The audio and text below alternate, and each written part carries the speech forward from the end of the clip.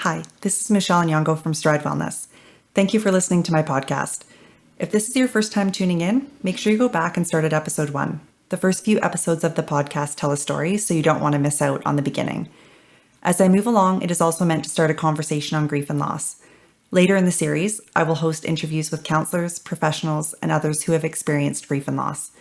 Please take note that some of what you're about to hear may be difficult to listen to and might be triggering for those who have experienced grief, loss, or time in a hospital setting.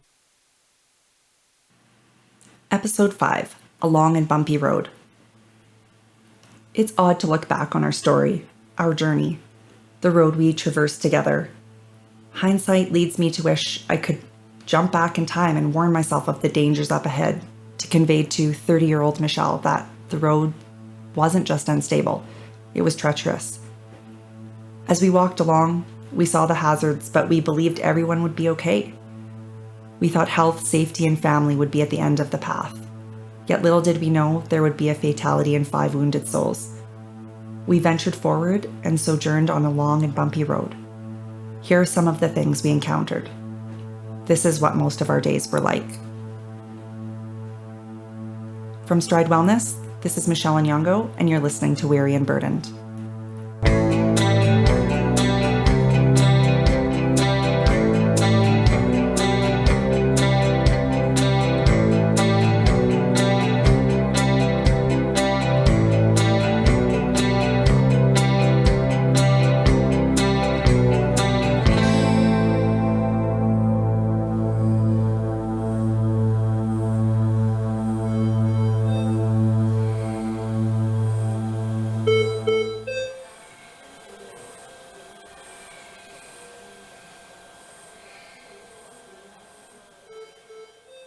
On November 22nd, we made our way back to the hospital for a nice visit.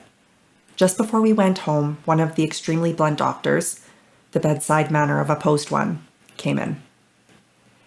She asked if we wanted to see David's x-rays. We agreed. Really, what were we thinking? We went with her and she, again, told us all the negative things about our little man. Then she dropped a bomb. He may never walk, talk, or smile. I couldn't hold it together any longer. I left crying and was pretty angry. I was upset all evening thinking, are we putting our child through an unnecessary amount of discomfort? Do people think we are being unreasonable? On November 23rd, it was the day for David's GI surgery. We met with the surgeon. He was an extremely tall man with giant hands. He said, "Don't worry, I'm not putting these hands in your baby. I have magnifying glasses and tiny little instruments." Such a nice guy. He explained his intentions and made us fully aware of all the possibilities. He was confident in the surgery, but was more leery of the anesthetic. He also said that he would only perform the surgery during day hours because he wanted everyone to be at their best. No tired eyes. No skeleton staff, as he worded it. 3 o'clock was likely the time. At 2, they started prepping David. They changed his ventilation mode to conventional because the oscillator shook his body, and that was not ideal for surgery, for obvious reasons. I was very emotional and read David a Bible verse out of Psalms. 3 o'clock came and went, and we thought we had missed our window. At 3:30, the anesthesiologist came in to discuss with us the procedure. He was having surgery after all. But by 4:30, we were told it was a no-go. They wouldn't be able to get him in until 7 to 9 p.m., so the surgeon nixed it. We stayed with David and were approached by our primary nurse as she had heard we'd had a rough night the previous day. I guess word travels fast. I told her what happened with the blunt doctor. She seemed surprised by the news. I said, "I think the reason me and the doctor have different views is that we both see David enduring an awful lot for such a small person. The difference lies in the fact that she sees his days ending here in catastrophe. I see him leaving fully recovered. Therefore, I can justify the process to get there. She cannot. I'm okay with that." That ended my anger about it. We were just different. November 24th. Back at the hospital, we had been told David would have surgery at 2:30 or 3. At 12:30, we were sitting looking into the incubator when over the loudspeaker, "Nurse for bed 4. "Yes," the nurse said. "OR will be ready for baby at 1 p.m. Reuben and I looked at one another. What? Now? But we weren't ready. We stood up and all hands were on deck. Lots needed to be done to get him ready. I read David's Psalm 86. If you've never read it, you should. Then our doctor friend came over. Reuben and I were emotional and she said, "Have you spoke with the surgeons?" We said we had. She then said, "Then you know how worried the surgeons are." Really? Is this the time? In that moment, I hope David ended up as a 6'4", 250-pound football player just so we could bring him back to show her that all things are possible through God. As they walked him to the OR, Reuben and I followed them. That was tough. So sterile, surgical, and clinical. I quickly walked to his incubator. "Mommy, love you. Good luck, little baby." The same thing I said to him every time I left him. Then I cried all the way back to the family lounge. We waited. Hours later, the surgeon walked in with a smile on his face. Praise the Lord. They took out a part of his bowel, which was attached to his appendix, so he lost that too. But his bowel and all his other organs looked good. In fact, his bowel wasn't just good, it looked very good. Woohoo! He was given a stoma and a mucus fistula, which meant 2 pieces of his bowel were outside of his stomach to heal and would be joined and placed inside at a later date, likely May. I was so ecstatic and couldn't wait to see my little man. After a short time, we were able to visit with our beautiful little baby. The nurses had their thumbs up. Everyone was super excited. Seeing him allowed me to breathe a huge sigh of relief. He looked great.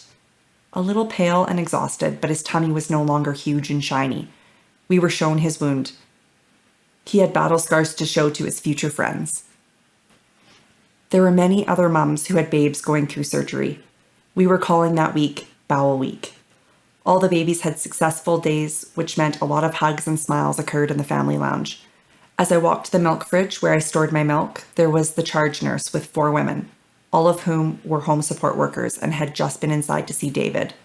I was greeted with, "Here's the mum."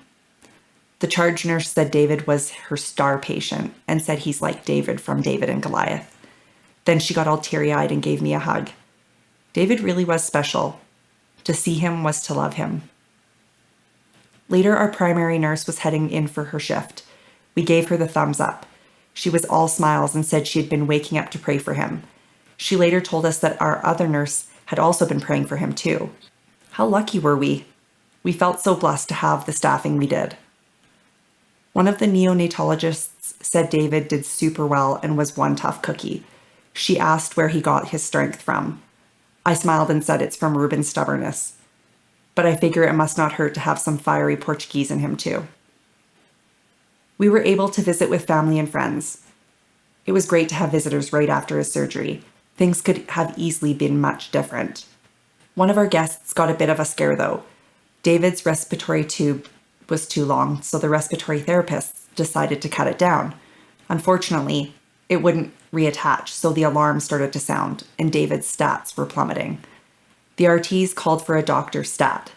Within 30 seconds, a nurse, an RT, and 2 doctors had stormed the bed. But by the time they arrived, the nurse had fixed the problem. Our friend almost stroked out. Reuben and I didn't bat an eye. You wouldn't believe how used to the environment you get. Sad but true.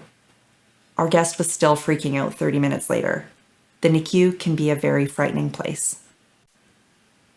Another note on the nurse on schedule. She was kind enough to give us hair from David's first haircut. We were really thankful she had done that for us because by the time she got to David, he was almost bald, and we had yet to receive any hair. I might also add that before his head was shaved, I touched his hair and it was unbelievably soft. November 25th was first day post-op. I went totally Grey's Anatomy, without all the baby daddy drama. David's tummy looked good. His stats were slightly bouncy, but they were able to get everything under control. An x-ray was done and his lungs looked better than they did prior to surgery. Good job, little man. We spoke with the morning doctor, who was absolutely wonderful, and we aired our grievances a bit about our doctor friend, Miss Blunt. Shortly after, we met with one of the neonatologists. They're kind of the big dogs around there. And she explained a lot of what was going on. She also mentioned she had heard of our goings-on with our doctor friend. We explained our position and she said the word would be passed on that the message had been received and no follow-up was necessary. Hopefully everything will be put to rest. We were later approached by a nutritionist about David's nutritional needs. They were working to help him gain weight because his lack of progress was quite concerning to them. Rightfully so, he was extremely wee. I figure they should have made his IV drip out of Coke and malasage. I'm sure his genetics would have kicked in and he'd balloon right up. Written and narrated by me, Michelle Nyong'o. Music by The Wristband. All post-production work done by Waxwing Productions. Cover image designed by Danielle McCrae.